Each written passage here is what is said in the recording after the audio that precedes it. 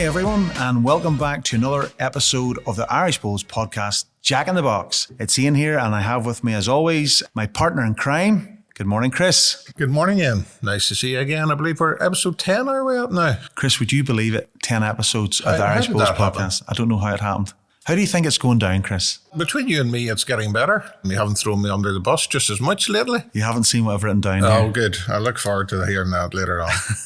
We're at Ballymena Bowling Club this morning, Chris, looking out onto a glorious green, which I think has been manicured within an inch of its life by Philip McClure. Haven't played on it recently, as I haven't been playing so much bowls, but I have heard good reports about how Ballymena's playing this year. So Yeah, a big shout out to Phil McCune, the guru of Irish lawn bowl green and improving them and all that type of stuff. Just looking out there, it looks really, really well, I have to say. certainly looks the part. Chris, it's fair to say that this has been another hectic outdoor bowling season to date in the world of Irish bowls. Would you tend to agree? Yes, as always, we're sort of in the midst of everything happening at this time of year. Lots has gone on and lots to look forward to as well. Yeah, I mean, I have to say, it's like, I'm sure a lot of our listeners out there, it's like bowls, bowls, bowls, and fitting in work and life around bowls, bowls, bowls. Once we get to the 12th holidays, everything sort of seems to calm a little bit, thankfully. So we look forward to that little respite, if you like. Yes, calms down a wee bit. People get a little bit of a break. People, sort of bowlers, tend to try and take their holidays around now. So they're only missing one match. You're not missing any if possible. Obviously, leagues are all going strong and they're starting to sort themselves out in the table as to who's in contention, who's not. And the cups, which we'll talk about later on, are sort of getting to in interesting stages in the Irish setup. So as we've alluded to, there's been plenty once again happening in the world of Irish bowls, and we're going to have a little quick look at some of the most recent events. One of the key events is the Para Internationals, Chris, which took place at Leamington Spa very recently. We're 18 months in terms of the Para journey that our listeners will know that we've talked about, and it was our inaugural participation at that British Isles event. Obviously, you were leading the troops. Yes, I was there. You left me on my own because you decided to go and represent Ireland again in London Wells. So fortunate enough that Jim Fraser stepped in as my cohort while I was there. So thanks out to Jim for his help during the week. But yes, a very enjoyable few days. Obviously the first time Ireland participated in it. All ran off very successfully. And I have to say just a big shout out to Alistair Hollis and his team from Bowls England who ran the event. And I thought it went off very, very well. Yeah, there's a lot of work, Chris, that goes into the organisation of all these British Bowls events. And yeah, fair play, big shout out to Bowls England. And no doubt it'll come to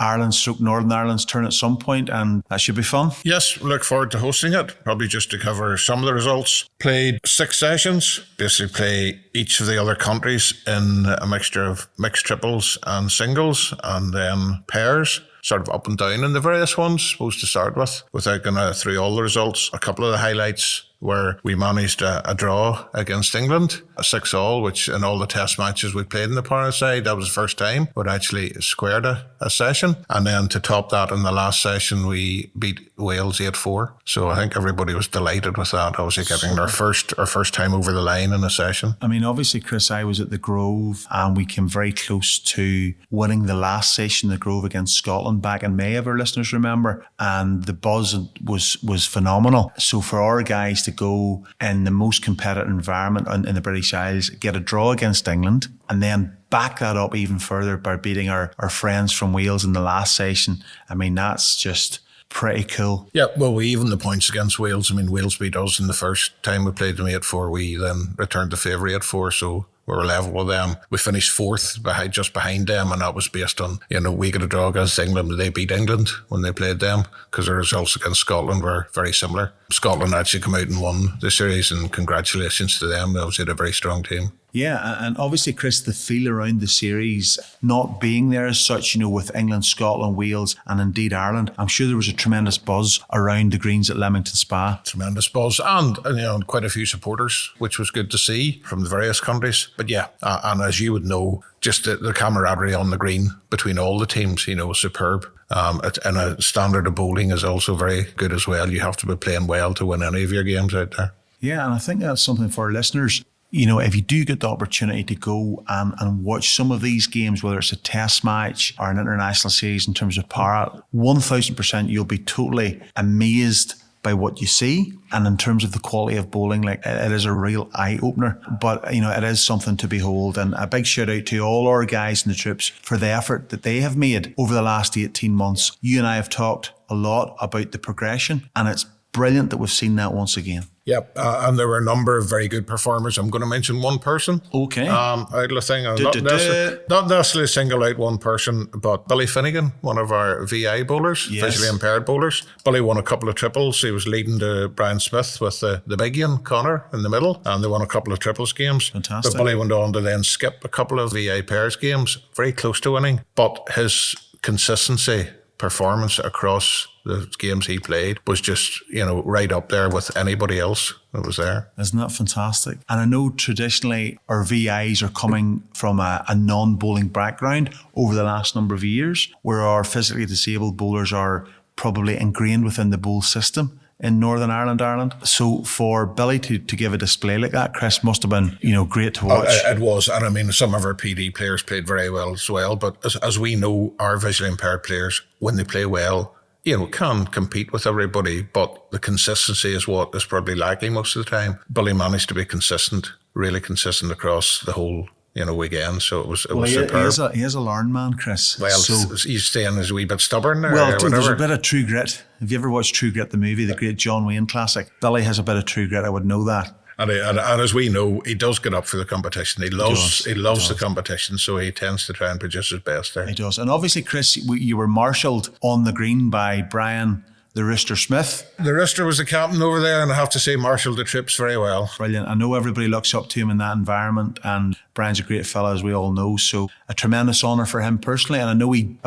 jetted down from Trinidad Wells, where he was playing the British Isles triples final and narrowly lost. And I remember speaking to him after the game, and he was a bit down in the mouth with Aaron Tennant and Ali Davidson. They were down in the mouth after losing the final, as we all are when this happens. But we gave him a bit of a gentle kick up the backside, put him on the train or the taxi or whatever it was, and he went down to do a great job for you in Leamington Spa. And he did do a great job as well. So he produced the goods as he always does. And tell me, Chris, did my good friend, the big one, Conor McCann, did he behave for you? Oh, Conor wasn't too bad. There's always a wee bit with Conor, which is always good. You have to go a wee bit of banter. But the big one performed reasonably well, yeah. Oh, that's good. I'm really pleased to know. And Chris, in terms of areas of improvement going forward from what you saw as a team in Leamington Spa, how do we take things forward? I think it really is just the consistency. And some of that goes across the PDs as well as the VIs. Of course it does, in relation to that. And that's, when we're good and we're as good as everybody else and we compete with them.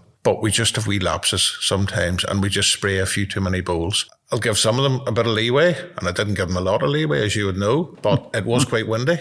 And certainly when we played in the first day, the winds got up, and it was making it a bit quicker going one way and the other. And I think some of our players, including some of our more experienced players, struggled to deal with that and just, we're getting caught out the faster way more so than the other way. So I think there's just a few learning points as well there. And of course, Chris, spreading the message of the para opportunity and our disability hubs and all that type of good stuff, we're getting more and more people actually interested in the world of para bowls, whether it's physical disability or indeed visual impairment. We have now, a good pool of players that have been through the classification process, because even though you have a disability, you might not fit into the classification process set out by the governing body of world bowls, if you like. So, but we're seeming to be getting players in, and that's growing. Yes, it is growing. And we have a couple of people now who have been said to be eligible for classification. So obviously in due course, we'll try and organise another course for that. But yes, we're always looking to build on that pool of players, whether it be with physical disability or visual impairment. We'll do as we usually do here. We'll remind our listeners that we still don't have any female bowlers with a physical disability. And if there's anybody out there who's wondering,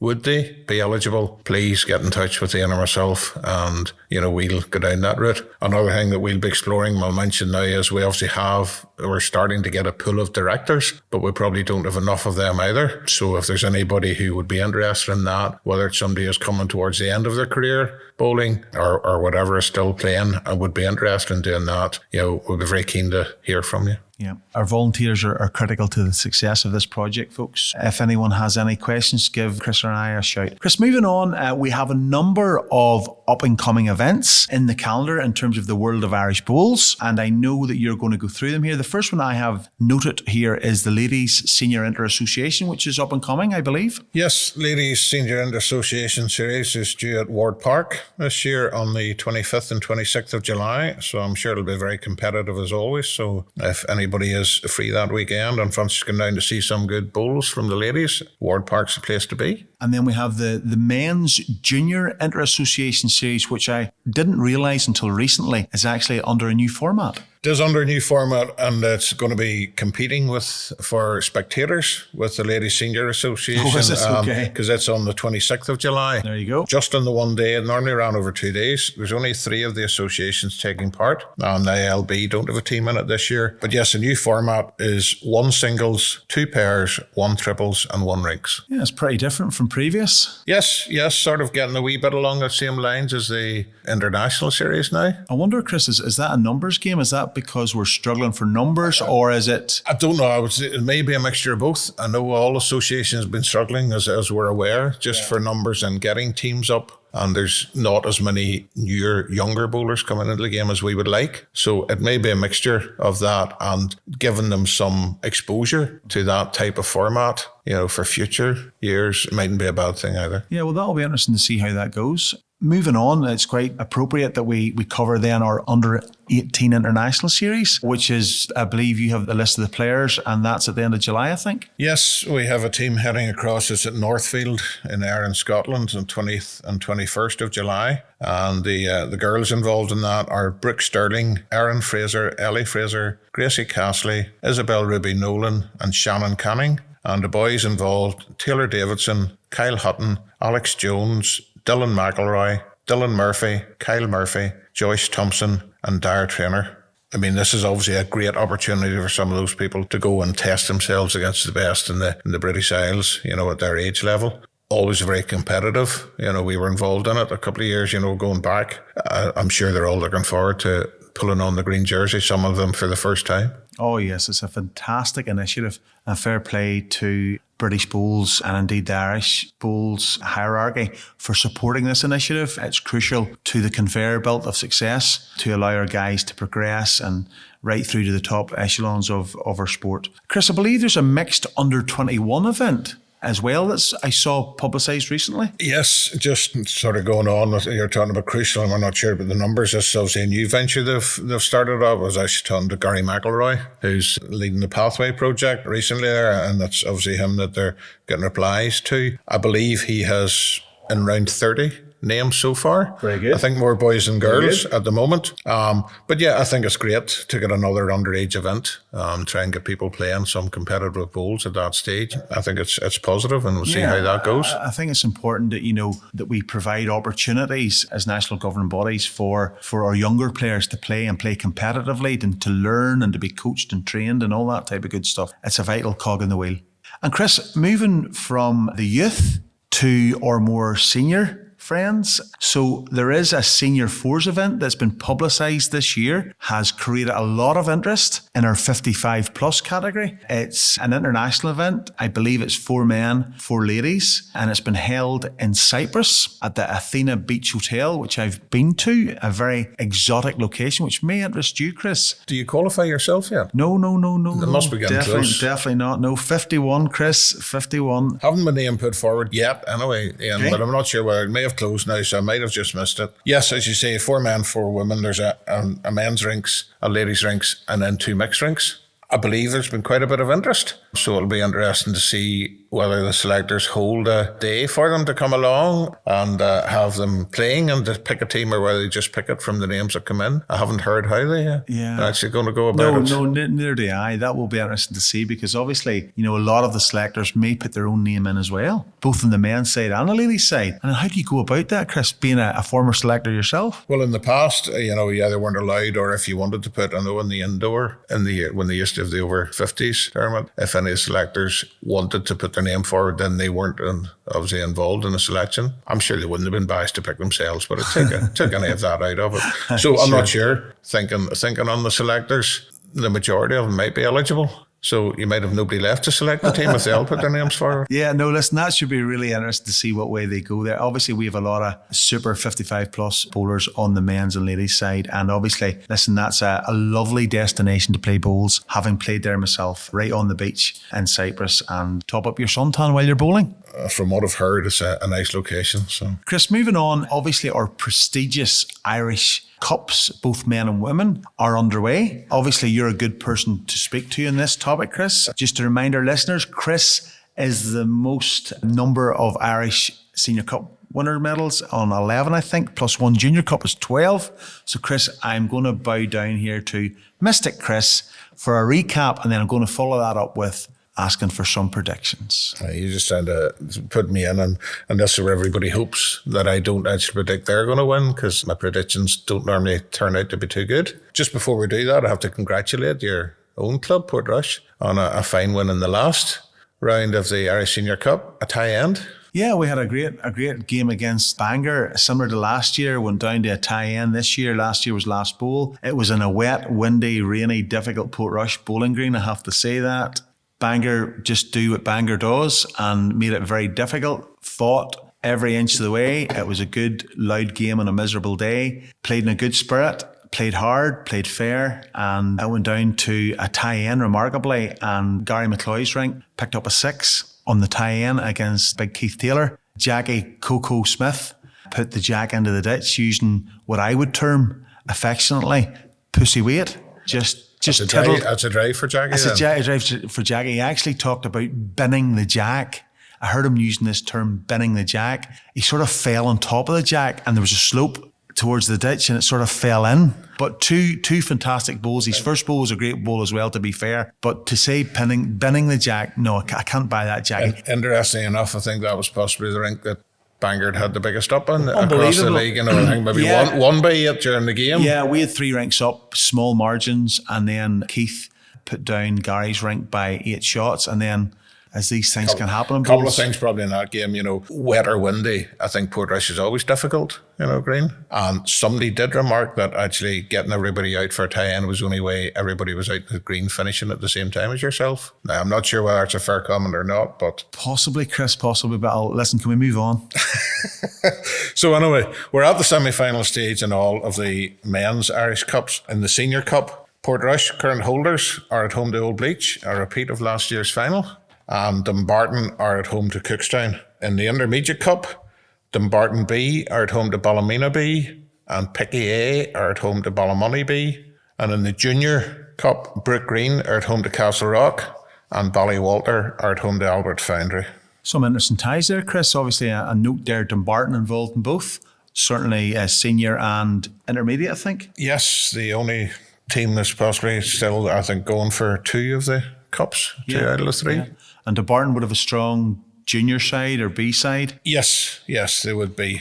Probably, as you're talking about the Intermediate Cup, probably start as a slight favourite at home. They're in the same league as Ballymena B, and it's a very, very competitive league. Seeing that Ballymena B would be a good side yes, too. That's what I mean. It's only home advantage I'm giving Ballymena B, because that league that they're both in, teams are winning or losing. So it's probably home advantage. I think I just give Dumbarton B the edge. I know up Orway that Ballymoney B are a strong side. Yes, probably, but again, I'm probably going to give Picky A the same, because they're just at the top of that league there that the other ones are in. So I think just on their home turf, Picky A is a strong side to get a few new members in. So I'm probably going for 2 home wins in the Intermediate. Okay, and looking at the Junior, Chris? Brook Green, Castle Rock should be a good tussle. I think when I looked at the table, they're both in the same table. Castleknock were probably ahead of them, ahead of Brook Green. The table, Brook Green obviously have the home advantage. So I think that's a difficult one to call. Ballywalter playing in the junior league. It's not that long ago that Ballywalter were in the intermediate league, or intermediate cup, sorry, not league, and we're winning that. So I think Ballywalter probably start favourites against Albert Foundry on their own turf. And then moving on finally to our seniors. Thought you'd bring me to that. Obviously, you have a repeat of last year's final, yourselves at home to Old Bleach. You obviously beat them on neutral territory, so you must be fancying yourself in that game. Well, it's a pretty tough game now. There's absolutely no doubt in that. Glad we're in Portrush, I'll have to say that, I'll be honest. I think Old Bleach would be a good favourite at Old Bleach in their own backyard, and they probably start favourite in Portrush as well. However, we'll do our best to compete with the mighty Bleach, Ryan Bell, Neil Mulholland, Stevie Kirkwood, Robbie Kirkwood, Marty McHugh, James Talbot. The list goes on. But we'll do our best, Chris. Well, you're obviously beating them. I have to say, I would agree with you. Had it been at Old Bleach, I would have had them strong favourites. But then again, you proved last year you went away and beat some of the top teams on their own turf. So I think that one's very hard to call. You'll be looking for another wet and windy day to sort of even things out a bit. Chris, please, we don't want another wet and windy day. We've just played a number of wet and windy days, and I have to say no more, please, no more. Chris, moving on to our women's Irish... Hold on, just before you move on. Sorry. You better let me say something about the Dumbarton Cookstown semi-final as well. Apologies, Chris. Apologies. Cookstown obviously a very good win at Banbridge in the last round. They certainly did. That was a close game in paper now. Yeah, and I think they did well to get over the line on that one. Cookstown, a team that could become along Portrush, I don't know if they've been in the final, but they certainly haven't won the Irish Senior Cup. Cookstown have been at least in one final from my memory, yes. Right. So might be we've had Portrush last year, Limavady the year before. That's right. Cookstown, Portrush, could be 3 years in a row for the provincials, given you're dominating the inter-association series now. It's maybe the time of the provincials. It could be the time of provincials. And look, they have a very solid side there, marshalled by Colin Hogg, Mark Wilson, Sean Quinn, Damien McElroy. They have a number of very seasoned and very good players. Saying all that, I'm going to give Dumbarton the edge, basically based on home advantage. I do think Dumbarton might turn them over. I remember going down and playing in Cookstown a number of years ago. Very tough, just going over the line. So I'm probably going with home advantage there, just favouring Dumbarton. Okay, cool. We will review these results by Mystic Chris. Moving on, Chris, the Women's McMaster Cup, which is the Irish Bowls Trophy equivalent to the men, up and running this year? Yes, it's great to see that up and running again. Obviously, as you'd be aware, the women's working group within Bowls that we've had was one of their ventures that they tried to get up and running again. And with the help of Jennifer Dowd, the secretary of the Ladies Outdoor IWBA, we've got that up and running again in a different format. 2 triples. So we have 30 teams in it from 26 clubs across the 4 associations, playing out 2 winners in each association, then coming together to play 2 semi-finals and the final on the same day. So that should be quite a spectacle on the finals day. I believe it's going well so far, but it's great to see an Irish Cup for the ladies again. Oh, it's absolutely fantastic. I mean, when this was brought to our attention via that women's working group, I was amazed that the ladies weren't in a position to play like their Irish Cup equivalent with their McMaster Cup. And I think it's fantastic for women's bowls that it's up and running again, albeit on a slightly different format, but that's cool. Let's just get it up and moving again. And it's a prestigious competition over the years. I think that was one of the things. It's let's get it up and running in some format. I think it fell away because teams didn't want to travel, right across Ireland, and there was distance involved. One of the comments coming back is that they're playing against their own teams in their own association. So there's probably a happy medium somewhere. Yeah. Obviously, they're only playing through to the semi-final stages, but whether they stopped that around earlier, they could have 2 qualifying. But I think the main thing was to get it up and running, and then it could always be tweaked in future years. Yes, it can be pulled and pushed and all that type of good stuff. And Chris, do you have a favourite for that competition? Could you? I don't. I honestly think it could be very interesting because there's normally when you play leagues and that, and some leagues are now playing 12 players. So they're playing 3 rinks, some are playing 4. And when you get to that, some teams are stronger than the other. But I think a lot of teams can put out 6 good players. So I think it probably opens it up to some of the teams who maybe don't do so well in the leagues across 12 or 16 players. So it could throw up a few surprises. Yeah, so what you're really saying, Chris, is you're sitting on the fence there? Totally. And you need to be careful of that because you could cause yourself an injury. Well, let me throw it back at you because I make the predictions and you stayed away from the men's. Have you any favourites? Are you going to make any predictions in the Ladies' Cup? Well, Chris, I think, with the benefit of hindsight on what you're saying, you're probably spot on. So yes, I'm going to join you sitting perfectly on the fence on this one. I'm just delighted that it's up and running. I have to say that. I think it's too early to say. I think possibly when we get through the semi-final stage, we'll maybe put our mouth somewhere. Yeah, and that was Chris's attempt to throw me under the bus there for anybody that doesn't pick that up. So Chris, thanks for that recap of the Irish Cups, men and women. Watch this space for results, and we'll see how tuned Mystic Chris is over the next few episodes of the Jack in the Box podcast.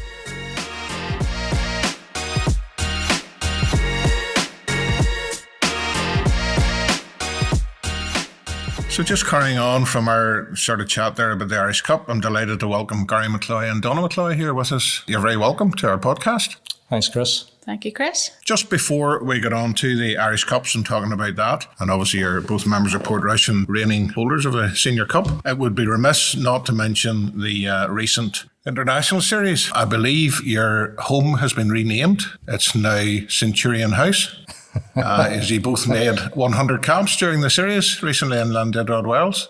So congratulations to both of you on that. Thank you very much. Thanks, Chris. Donna, I think you started telling me just before we came on air, 1997 was your first senior? 1997 was my first senior in Ayr, having played juniors before that from 1991. Going to test your memory here. Do you remember your first rink? What position you played and who was with you? My first rink, my lead was Erin Minnis. I played second, Mary Barber was my third, and Maureen Fearon was my skip. That's very good. We'll see whether Gary's memories is good, because I have been told recently he's a bit older than you, so we'll see.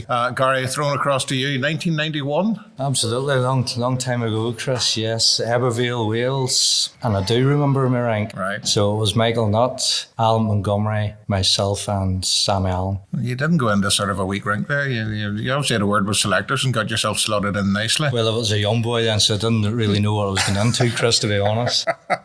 Well, that's fair enough. No, I have to say, a hearty congratulations, Ian. I think you'd agree with me. A wonderful achievement to make 100 caps, and for a husband and wife to make it in the same series is phenomenal. Well, as they were christened last week in Llandudrod, Wales, Mr. and Mrs. 100. So yeah, from a Portrush Bowling Club perspective, I can say that we're both even more proud of Donna and Gary for this tremendous achievement, Chris, a milestone. And ironically, for the two of them to do it in the one season, the 1 year, the one venue is quite remarkable. I'm not sure if that was planned back in the day or not. However, hats off and all that type of good stuff. I would have thought it's rare for a husband and wife to make 100 caps at all, but to actually do it at the same venue is a remarkable and unlikely to happen again, I would expect. The question is, though, Chris, I would ask both of them, can they officially confirm or deny that they are now retired from the international bowling scene? That's a big or question. Can they give us this exclusive or not, as the case may be? Well, I can give you my exclusive. Yes, I'm finished 100 caps, as I announced to the team that day. Yeah, that was me finished. So that was sort of my goal, to make 100. And once I reached 100, that was the end. Well, stalwart of Irish bowls, and congratulations. And if there's a time to finish, that is a nice time to finish, I have to say. Of course, Chris, I was rooming with Gary last week. So Gary got his last cap, the 100th cap, on the 8th test match game, if you like. So tremendous achievement. Marty McHugh got the 100 caps as well, and he was on the first. Gary had to endure the 3 or 4 days before Marty that. knew before he went that he was making 100 caps because he was picked in the first team. Gary had to try and play well enough to get all 8 games in to get his 100 caps. So a wee bit of pressure on. And it was great getting the queries about my health every day from certain members of the team. Is your knee holding up? Is your hamstring? And obviously the vigorous workouts at the start of the games, I had to sort of hold back from taking the full input of it. And Donna, you haven't answered the question here. I've noted. I'll certainly answer the question. Yes, I have officially retired. I notified Jennifer and Barbara by email during the week there. Very good. Hadn't heard that. Well, at least you've gone it the right way. We haven't got an exclusive here. We haven't heard about it first. It's a milestone that I never thought that I would ever reach. So I finished on 106 caps, and the Irish ladies teams finished second in the series, something they haven't done in the past 30 years. I was going to say 1992, I think it was. 1992 in Bournemouth, I believe. And I thought, well, what better way to retire than with a silver medal and finishing on 106 caps. Now, to be honest, has he taken you out for a nice meal to celebrate yet? Not yet. Not yet. So it's still in the pipeline. I will let you know when that That's happens. good. That's good. I would respect that at least. It's actually maybe a weekend away, maybe for 100 caps rather than just a nice meal out, but we'll not push it too far. Go easy, Chris. So again, just to go a wee bit on your careers, Don, I'll start with you that 6 Commonwealth Games, I believe. First one in 1998. That's correct. 6 games, 3 World Bowls, 3 Atlantic Rim, and 3 European Championships. Right. It's all the threes. It is. Well, 3 doubled up to 6 for the Commonwealth Games. So that's quite good. Obviously, a number of national titles, a number of association titles. Any particular standout moments during all those sort of raids? I would say probably my first Irish title that I won, because my grandfather passed away during the middle of the season. And I thought it was very fitting that we won the triples that year with the 2 other ladies from Cumber. I remember the first game we played in the private greens, and we were 5 down in the very last end, and we picked a 6 to win the game. Nice. And I'm thinking, it's meant to be. Yeah. So we went on then, won the private greens, and then we travelled to Dublin and we won the Irish Championship. And I thought Granda was watching from up there. It's nice to have that thought. So that was always a special Irish title. Very good. Gary, 3 Commonwealth Games, I believe, for you. Yeah. You obviously played a number of World Championships, numerous National Association titles. I'm going to mention the provincial singles 6 times, I believe. 6 times, You're yes. second only Chris, to Roy Fulton, who obviously won it numerous times Yeah, in and the past. certain person at this table stopped me getting 7 in the final. You're joking? So that would have been the record. I would have been the record. Who would do that to you? I know, A it's clubmate? disgrace clubmate. It's horrendous. He's forgetting there, Chris, that he got me back in that one. So it's 1-1 in the finals. So. Any particular, there's probably a number of highlights, do you want to mention 1 or 2 of them? Just Probably, obviously, 98 gold in Kuala Lumpur, gone through unbeaten. phenomenal to go through a competition of that standard unbeaten. Yeah, so that really stood out. You were skipping that time? Skipping, yeah. So What was the rank? I was a certain name McClure, Marty and Neil. So Neil was 3rd, Marty was leading, Ian was 2nd. So I had to mention it to get Ian's name in there somewhere. He had Absolutely. told me that earlier on. No. So obviously that was a highlight, Commonwealth gold. I think it was 50 odd that the last gold medal was won in bowls. So It's been a while, a few years. Has been a while, and then obviously the guys replicated that again. So Nice drink to be skipping, I would have thought, probably. it was hard keeping them in tow, Chris. That's the only thing. not But surprised. man managed to do that. Interesting that you're saying, obviously, Marty was leading at that stage. Yeah. And he's obviously, he did play lead for so many years, and then he's obviously moved to skipping. Yeah, I think I taught him well. Brought him on. Obviously, it was all you're doing that got him there. We're going to move on to the Irish Cup now. And we've been talking just about the semi-final stage. You've obviously had a thriller, Portrush against Bangor on Saturday. I was having a chat with Ian about it, but obviously tie end. Tie end, yes. I mean, it was ironically my rank was 8 down. It's sort of made it go to the tie end, and then the last end we've managed to pick up a 6. But as usual, game against Bangor. I mean, it was loud. It was good. It was great spirit. There was a good crowd. The weather was awful. They're a great cup side and always have been a great cup side, and that from that. Yeah, I mean, you're going into a battle when you play Bangor, and it's going to be tight. There's no way it's going to go by a 20 to 30 shot victory either way.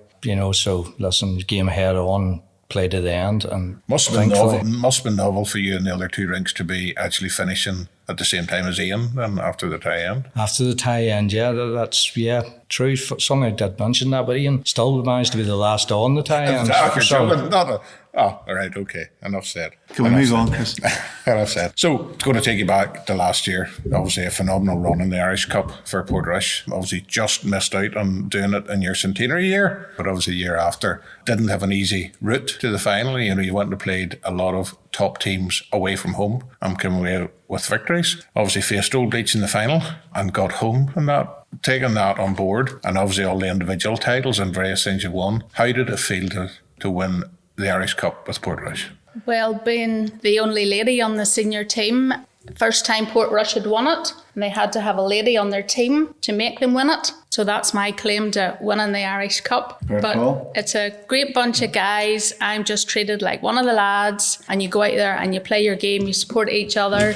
Sometimes there's wee lambs in the green, sometimes there's not. But I think on Saturday we showed our winning spirit. Bangor were loud. think we were maybe a bit louder. Then they got very quiet, and then you game on here. Portrush are fighting back at us. There were about 12 shots up on us at a time, and then it narrowed and it was down to 1, down to 2, and I'm thinking this is this 1 shot difference again, and then it finished all square, back out in the green, and we did the business to win the game. Which gives you a good chance of doing back-to-back victories then.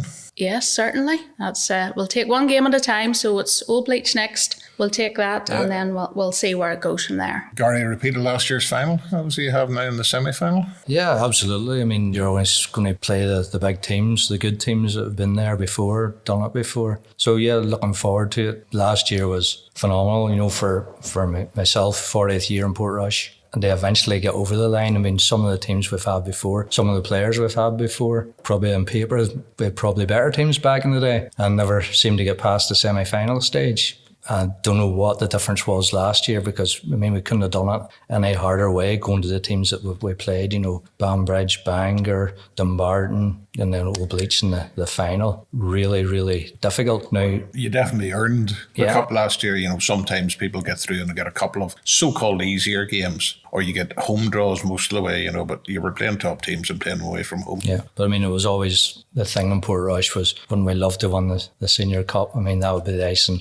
We've done the league, we've done the cup, NIPBA cups, you know, and just that was the main goal of everybody. I think as a club, the Irish Senior Cup has to be the goal. Every club, I mean, there's an awful lot of really top players and top clubs that haven't managed to win the Irish Cup, so it is a goal, you know, and you play with, you've seen players you're playing with week in, week out in the leagues and that, so to actually win a title with them in the Irish Senior Cup, you know, is something special. Yeah, absolutely. It's something that will certainly live with us, myself, for the rest of my life. I mean, we all can't, Gary and Donna, we all can't be like Chris with 11 Irish Senior Cup medals. You know, we're happy with 1. We're happy with Maybe 1. We're not 2, greedy. Who knows? Not greedy. Just getting good players around you is the secret to that. I'm going to a good club as well, Chris. Going to a good club. But fair play, hats off. You can't manage to claim to the first lady to win the Irish Cup, obviously. No, Linda I wasn't. But you're certainly the managed first husband and wife to play on a winning Irish Senior Cup team. Yeah, we'll take that. So they are. Yeah, I think, you know, obviously being colleagues of Gary and Donna, like, it meant everything to our club, I have to say.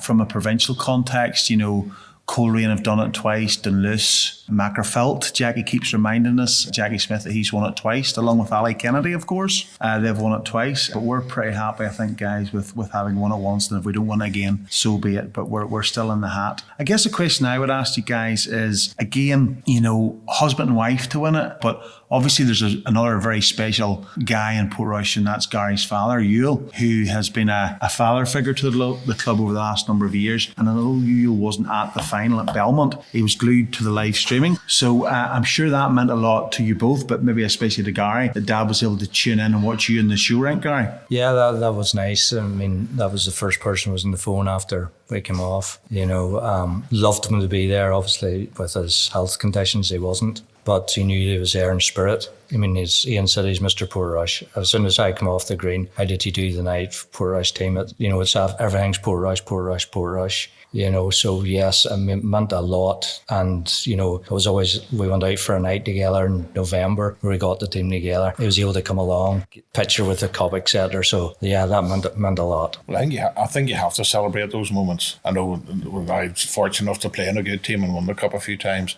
We always went back to Belmont and celebrated that time. And I think you have to make the most of it. You know, it's not every time you get a chance to do it. So every time's special. And guys, in your opinion, you know, that Portrush team last year that won the Irish Senior Cup, what makes a good team? What makes that winning team? Gary's alluded to the fact that Portrush possibly have had better teams on paper, but this team came through like a really difficult draw. I think everybody would accept that fact. So what do you think made the difference for us last year?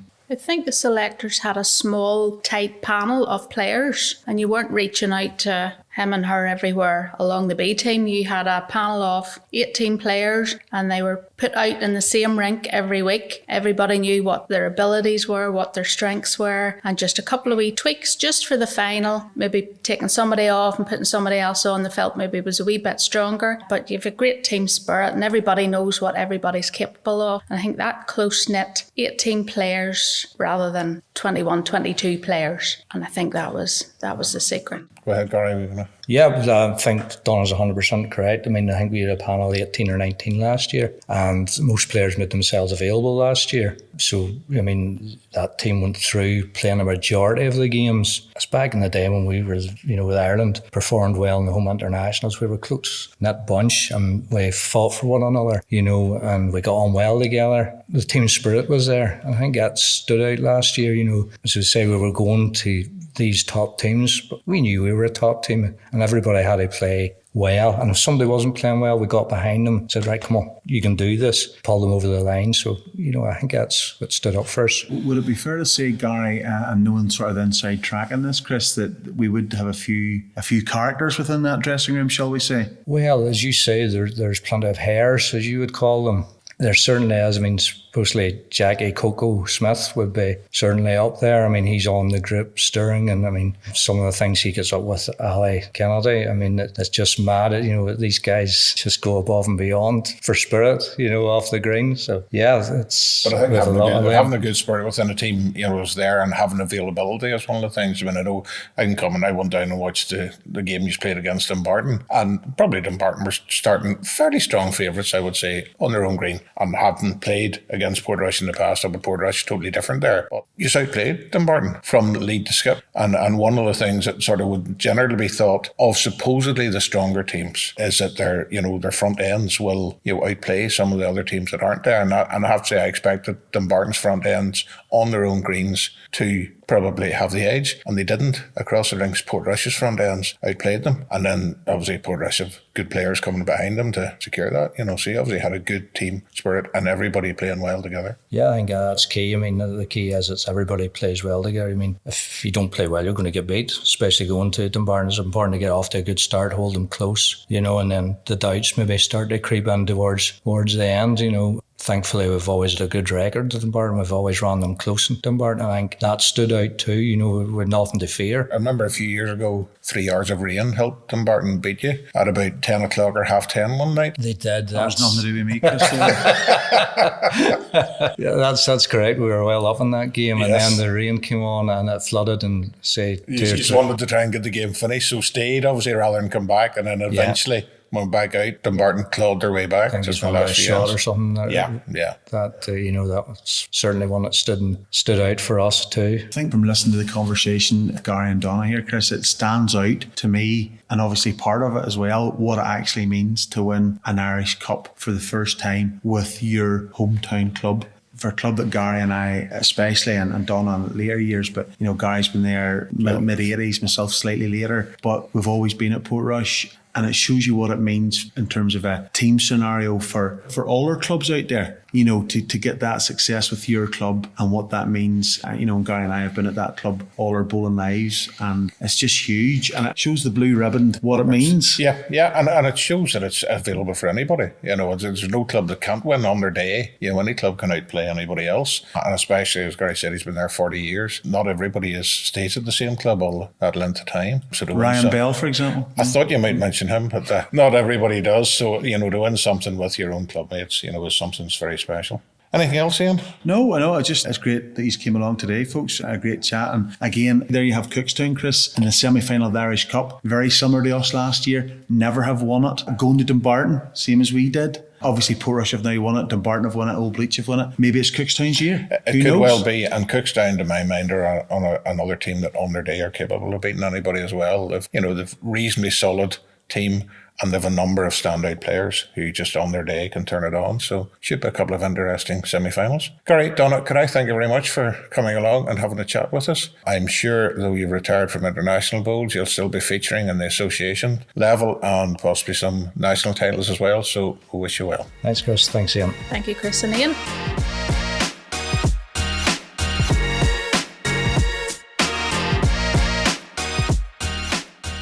We've heard a lot from people playing bowls, still playing at a high level, but there's an awful lot goes on behind the scenes in administration level to get people out onto the green. And whilst 2 people involved are still playing bowls themselves, they're more on the side of administration. So I'm delighted to welcome Jennifer Dowdge and Colin Campbell to our podcast. Thank you. Thank you. For our listeners, Jennifer is the Honorary Secretary of the Irish Women's Bowling Association, which is the governing body for outdoor ladies' bowls, and Colin is the Honorary Secretary for the Irish Bowling Association, which is the governing body for the men's outdoor bowls. So just a general question to both of you, and I'm sort of going to refer a wee bit, Colin, obviously you're recently in the job, just a few months, Jennifer a couple of years I think now. I look back on the IBA website when they advertised the post, Colin, to the job description, and according to what I see here, you get February off, but there's stuff that's happening every other month. Do you get February? Well, according to this, yes, it says February. There's nothing down for February at all. So just in case you weren't aware of that, I need to update that. you should have had this February off. Obviously, a lot of things there. So without going through them all, I'm going to start with you, Jennifer, because you're more experienced than Colin in the role, even though he was Assistant Secretary for X number of years. Just from you being involved in the roles, what do you see, as your main duties? And we're asking this because a lot of people come down, set their bowls in the green, play their game, put them back in the boot and go home. And they don't realise what happens at club, what happens at association, what happens at governing body. And there's an awful lot of administration goes on to get people to that stage. So what do you see as your main roles or duties that you've been involved in? Well, as you say, I'm just new into the job myself, a couple of years. It was a learning curve. I took the job on because nobody else wanted to do it. But you can't run an association without a secretary. So I took it on. I have learnt over the years, you're there to keep ladies' bowls alive to the best of your ability. You try your best to be fair in all the decisions and anything that you do. There is an awful lot of paperwork, which I never confess to being great at, but I do try my best. There's a lot of preparation, especially for the like of the internationals, inter-association games, a lot of organisation for greens, umpires, especially internationally. You go to your travel, hotels. That's maybe where I did have a wee bit of experience with being an international player. You sort of got used to what hotels were in which areas you were going to and tried to get them booked. It's just getting the numbers right, the rooms right and that there. I'm learning as each year goes on. I do make mistakes. I've always admitted to it.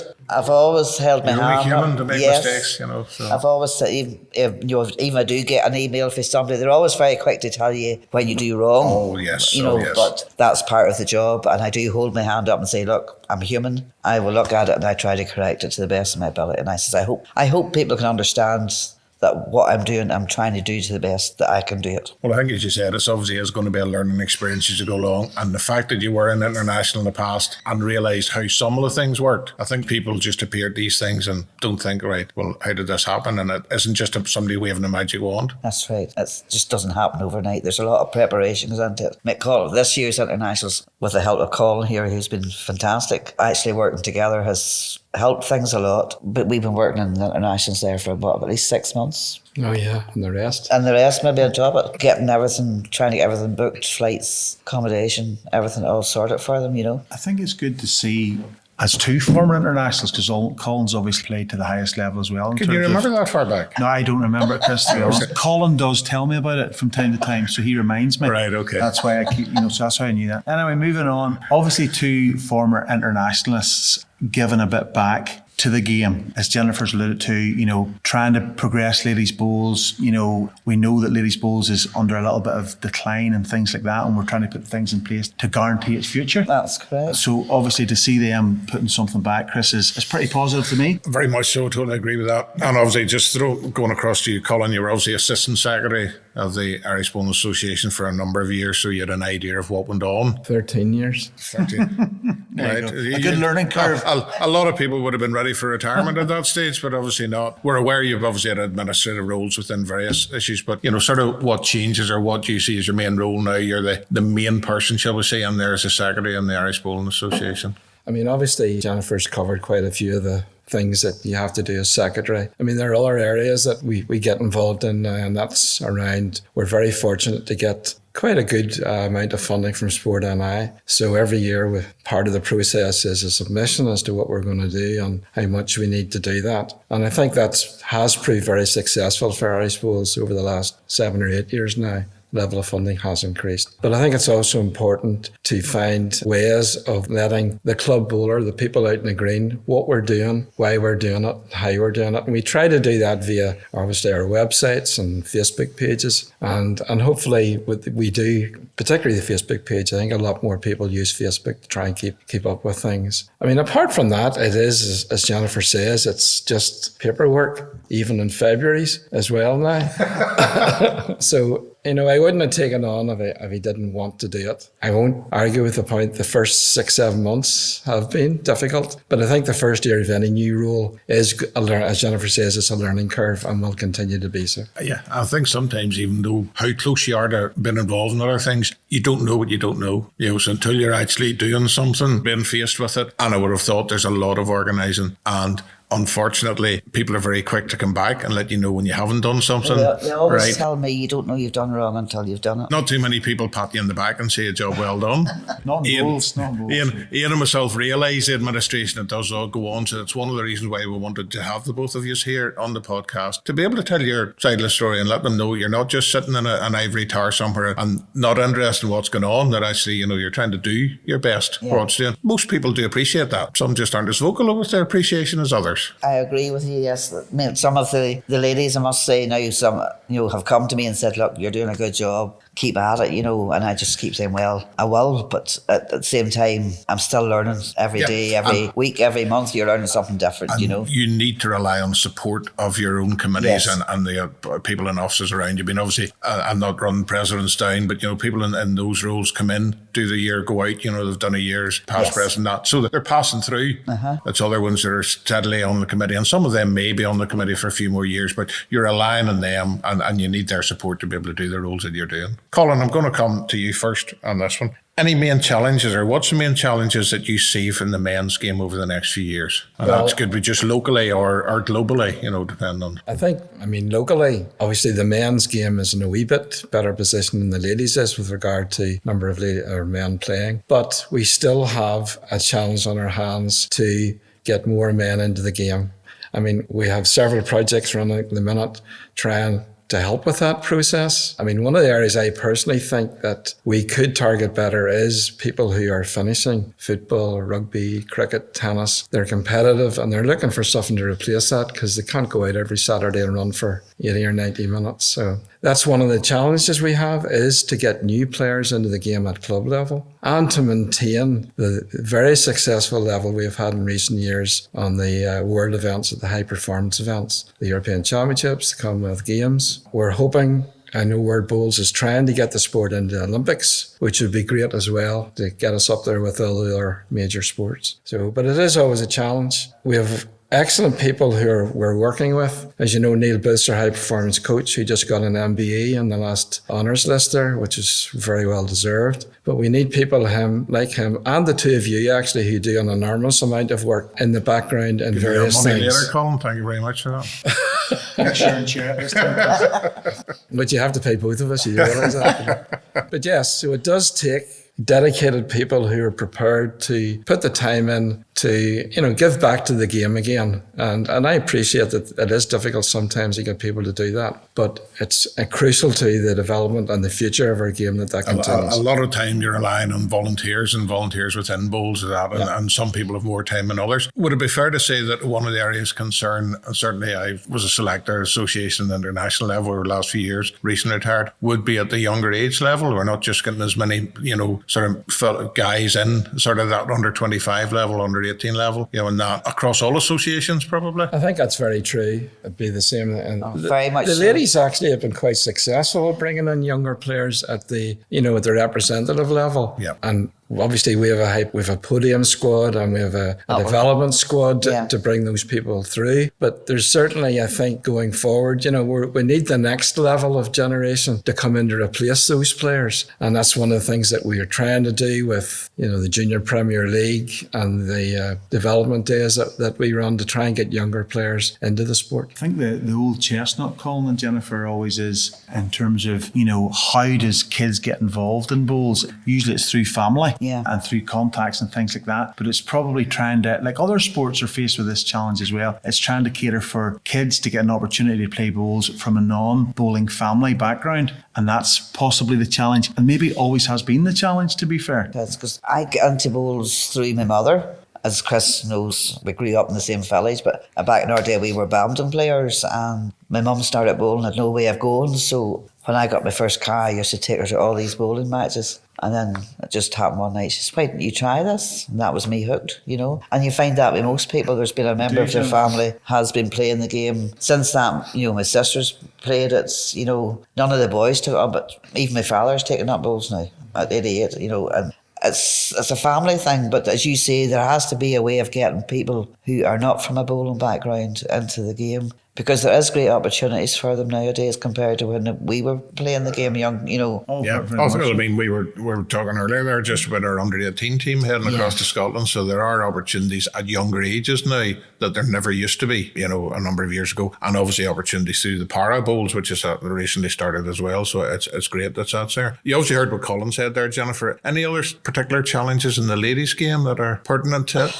I think the challenge I find the most with the ladies' game is, I don't mean it badly, I'll say that before I say anything. I find ladies are maybe more nickety-pickety about minor things than what the men would be. And set in their ways to a degree. Yes. And I think it's getting that old school out of that generation to allow the new to come through. And I think a lot of people don't like change. No. And you introduce anything change, and to a degree the same in the men as well, but generally in bowlers, they don't like change. You're introducing anything new, it's trying to get that accepted. Yes. And it's sometimes getting people to realise that you're not actually taking away what they're doing, but you're trying to just provide other opportunities, maybe other, you know, times for play or whatever within the ladies' game that we've tried to done. So you're not trying to take away from them, but you're just trying to nearly add on to provide other opportunities. We had a meeting this morning, and that's one of the things that was discussed was ladies' bowls really now is no longer an afternoon sport. It's something we need to try and change. There have been sort of efforts made, but no responses to that change. Do you look further down the path and go maybe to mixed bowls to try and get ladies started to play in the evenings, and then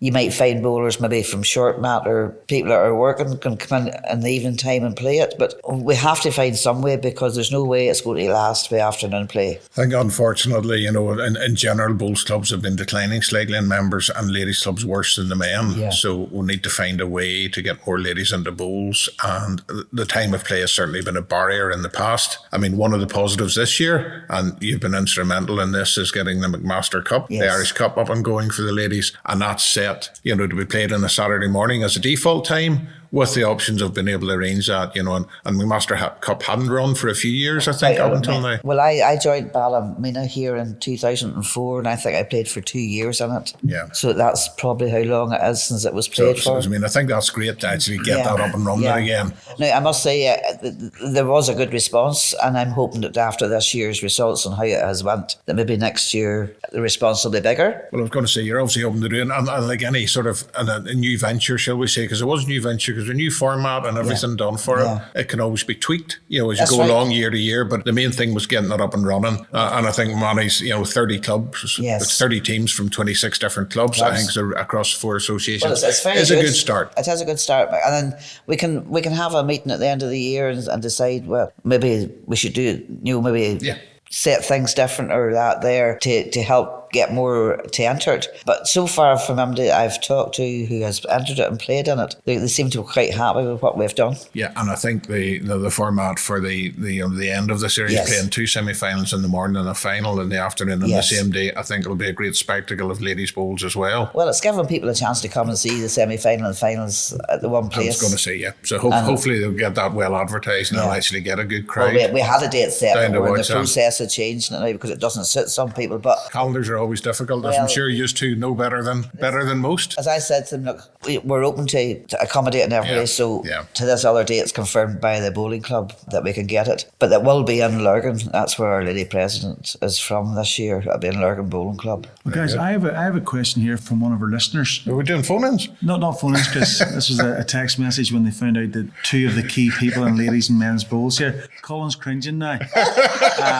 But obviously, as 2 of the key figures in in Irish bowls, both men and women. How do you feel about the possibility of having a one-stop shop, all-encompassing festival of bowls in terms of Irish championships, bringing the men, the women together? I think Is it it'd be possible? great. Yes, I think it's something that probably will eventually come along. Thanks very much for that question, Chris. It wasn't me. It wasn't You'll me. take the blame, Chris. You take the blame.